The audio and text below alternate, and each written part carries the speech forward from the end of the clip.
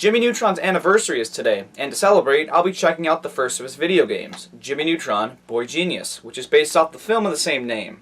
Let's talk about that first. I've seen it numerous times, and can safely say, it's a really frickin' good movie. The story is solid, the animation is really nice, the writing is great, and it was an excellent introduction to the world of Jimmy Neutron. If you haven't seen it, or you have seen it, give it a watch sometime. It is on Netflix. But that's enough about the movie. Let's get into the Jimmy Neutron Boy Genius video game. Why did I just throw that? There's a cool opening cinematic showing off some gameplay footage and clips from the movie while the Jimmy Neutron theme plays. It actually got me excited and made the game look fun. Then the title screen, which is just a still image of the game's logo and text telling you to press start. Really?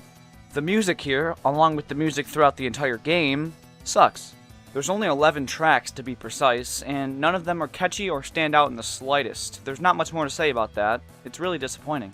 When you press start, you're brought to Jimmy's lab, which serves as the main menu and the hub world, which is cool in concept, but poor in execution. I'll get to that in a bit. Here's your first chance to play around with Jimmy's abilities. In order to have good gameplay, you must have great control over the character. Controlling every movement needs to feel good, and the abilities available should make gameplay better and add some variety, without making controlling the character too complex. There has to be a good balance. How does this game hold up in that regard? Well, all Jimmy's moves feel okay. The kick and the jump do their job, but the lack of variety in abilities completely ruins it and makes him not fun to play as, while simultaneously destroying the potential in level design. There is the occasional power-up, but they're all temporary and don't add much to the gameplay. Anyways, the lab has 4 options. From left to right they are Secret Files, Play Game, Options, and Load/Save Game. Secret Files shows a couple trailers, credits, and character profiles. Nothing necessary, but a welcome addition. I do want to compliment the effect that occurs when you approach the Secret Files. Nicely done. When you enter Play Game, you're brought to the Hub World section of the lab and can enter one of the levels. Okay. Options is self-explanatory, and the Load/Save Game is where the problems lie. Every time you complete a level, you have to manually walk over to this computer and save the game. Autosaving is a feature we take for granted, and when it's not here, it's pretty annoying, but I guess it's tolerable. What I won't tolerate is the load game. Every single time you boot up the game, or even get a game over, you have to reload your save file. Every single time. It's a little tedious the first couple times, but in the later half of the game, when game overs begin to occur more frequently, having to reload the game just adds to the frustration.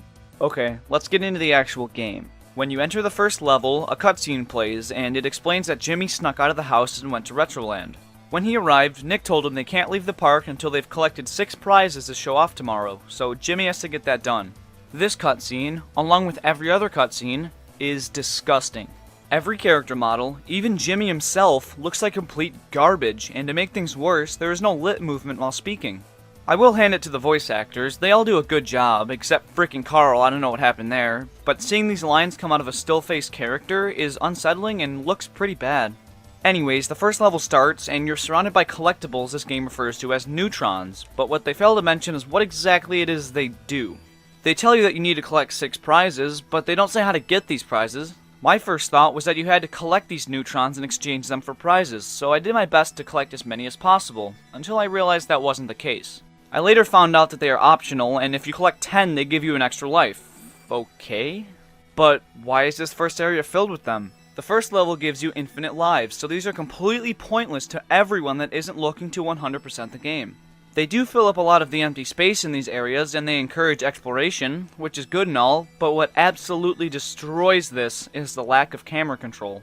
The camera angles are awful, and you have no way to adjust them, which not only makes some collectibles harder to find, but also makes where you need to go harder to find.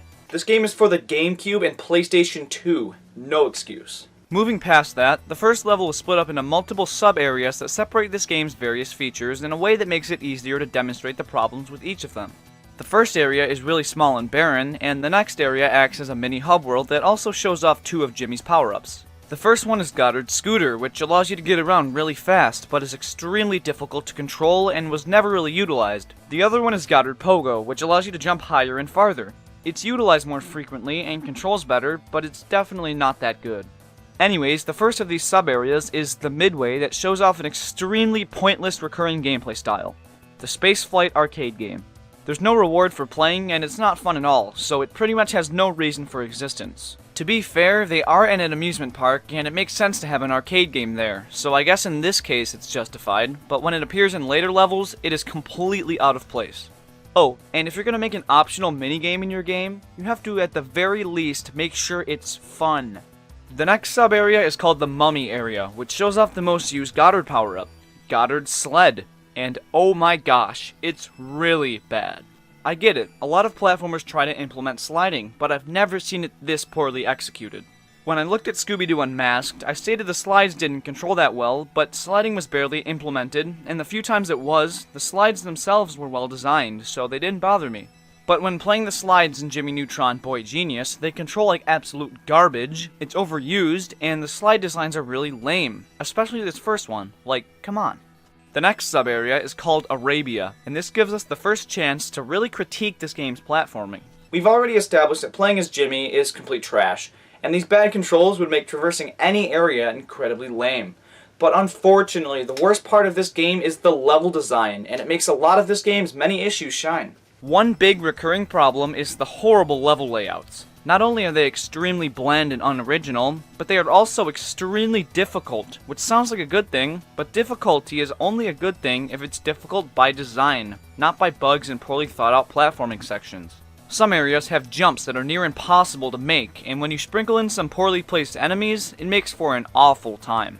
Even just trying to land on a decently placed platform can be made extremely difficult by either an awful camera angle, the lack of a shadow when descending, or the lack of a second jump to recover from a misinterpreted distance. Oh, and after the first level, lives become limited, and when you're forced to spend over 10 minutes working your way through a level, only to have poor game design force you to restart, it gets frustrating to the point where you don't even want to play anymore. I'm gonna say it, the platforming sucks. And the Arabia sub-area is a platforming section that particularly suffers because the carpets that act as platforms are really jittery and it's really dark, which is a recurring theme in this game. The next sub-area is the Crazy Mouth, and it's disgusting, trippy, and just a stroll through some clown's mouth. Who thought this was a good idea? The last sub-area is Volcano World, and out of all the awful platforming sections this game put me through, this one's my favorite. Not because any of the issues are fixed, but because I like some of the effects. At the end of the level, everyone heads home, and at the start of the next level, Jimmy realizes that while they were out having fun the previous night, all the parents of Retroville were taken by aliens called Yogians. So he heads down to his lab to hop into his rocket and go track the aliens down, but the rocket's missing some pieces and Jimmy has to go look for them. One piece is on top of the shed, one sitting in his house, and the last one is at the end of a 2D platforming section, which is one of the worst in the entire game. There are multiple jumps that are near impossible to make, and the placement of many enemies in acid pits is atrocious, some of them unavoidable without prior knowledge of their existence. It's a mess. With all 3 pieces collected, Jimmy fixes his ship and says he has to gather the rest of the kids before he heads to space, but first, he'll have to create enough rocket ships for everyone. The next level completely skips all of this and starts with everyone on an asteroid just outside the Yokian atmosphere. When they arrived, everyone was scared and scattered in opposite directions, which doesn't make any sense. If they were scared, why would they split up? Whatever, Nick's too cool to help find them, so Jimmy has to all by himself. This first area is really bad. You do some garbage platforming, then have to use Goddard Pogo to hop onto a narrow platform that tips from side to side, which wouldn't be a problem if it were visible. Seriously, I had to look up a walkthrough because I had no idea where to go. And even when I figured it out, actually performing the jump is really difficult because, again, you can't see where you're trying to land, and to make things even worse, every time you fall, you have to repeat the same garbage platforming section to get back to where you were and try again. I hate it. Once you manage to get past that, there's a slide that splits into 2 paths that each lead to an area. Let's start with the left one, where you find Sydney and Carl. Sydney is surrounded by space urchins, and you just have to kill them all and she'll return to camp. Not a big deal. Carl, on the other hand, says he lost his glasses and can't go back to camp without them, so we have to find them for him. You want to know where they are? Back in the first area. So you have to go all the way back, get the glasses, then complete that horrible section all over again. Whatever, when you finally do it, Carl returns to camp, but there's still 3 kids missing, and the only place left to look is down the right path on the slide, which means you have to complete that first area for a 3rd time. This is another major issue I have with the game. Forcing the player to complete a poorly designed objective multiple times. This isn't the worst offender, but that doesn't make it okay. It's still trash. Anyways, when you go down the right path, you find Zach and Rose, who return to camp upon talking to them. You also find Nissa, who requires you to beat up a couple enemies. That's fine. After Jimmy finds them all, he heads back to camp and tells the reunited gang that he's going to go to the mines to collect some rocket fuel and hopefully find out more about the location of everyone's parents. So he does that, and the next level begins with a slide, which is the best one in the game. By no means is it great, but compared to everything else the game put me through thus far, it was fun. The design is pretty good, the areas are more open, allowing for easier maneuvers, and some of the jumps are actually pretty fun. Decent. Unfortunately, the platforming that follows is really bad because of the abundance of moving platforms and the horrible camera angles. It's also more focused on combat, and the lack of moveset variety makes it bland, but there are a few power-ups thrown in the mix this time around, like the baseball bat and the inflato ray, so it's better. What absolutely murders this level is the end section, which marks the second time I had to use a walkthrough. So Sydney somehow got stuck in a cage, and Jimmy has to save her. You're on a circular platform, and the camera is facing the center of it. I made my way around the platform multiple times, and I didn't have any idea where to go. Apparently, you have to walk away from the center onto paths that you can't see. Really? This isn't conveyed to the player at all. How did they expect anyone, especially kids, to find this? Even after finding the paths, navigating them is a pain because the camera doesn't adjust itself and Jimmy's very close to the bottom of the screen, so you have to walk slowly and cautiously to avoid falling into a pit.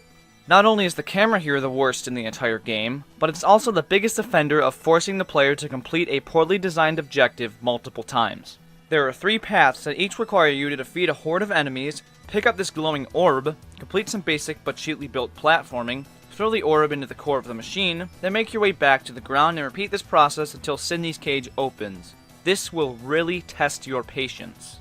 After this, Jimmy and the gang leave the asteroid and land on Yokus Prime, where the next level begins. It starts off with a slide, which is extremely narrow and bad again. It's followed by some enemy waves and boring platforming that leads to Jimmy finding one of the parents, Sam, who tells him where to go next. Blah blah blah, more platforming, more enemies. Hey, it's Grace. She says that everyone was taken to a festival and that the aliens have something bad planned for them. This is followed by another okay slide that leads to Jimmy's first encounter with Ooblar. Jimmy asks him to free the parents, but is declined and says, "This is it, Goddard. Let's show these Yokians what happens when they mess with a carbon-based life form!" Here we go, final boss time. You take on a wave of guards, then elite guards, then annihilators, and oh, Ooblar just leaves. Why hype it up saying this is it if it isn't? Whatever, you free Reggie, and he says that aforementioned festival is actually a ceremony where the Yokians will be sacrificing all the parents to their chicken god named Poltra. Oof. The last level begins in a sewer where you walk around a spiraling platform and try to avoid getting pushed off by these things. You find Carl's mom along the way, but she doesn't do much. Upon leaving the sewers, you enter the arena, fight some more enemies, and save Carl's dad. When you leave the arena, you enter this area, which is the hardest platforming section in the game. This difficulty comes from trying to correctly time and land all the jumps. The depth perception has been off the entire game, and when you mix that with moving platforms, it's just unbearable, and I really have no clue how I beat it, but I did and continue to save Sydney's mom. To get to King Goobot and his control pad, you have to walk across the top of the stadium and avoid getting hit by Poltra. When you do, Jimmy enters the throne room and confronts King Goobot, the real final boss. He seems pretty tough.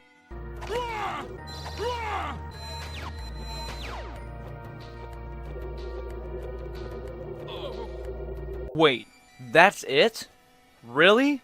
Well, I guess it makes sense. Nothing else in this game was close to good. But come on, the only boss in the entire game lasts a total of 10 seconds and requires no skill to beat. That's just sad. And after you beat him, the game ends, all the parents reunite with their children, and return home to Retroville.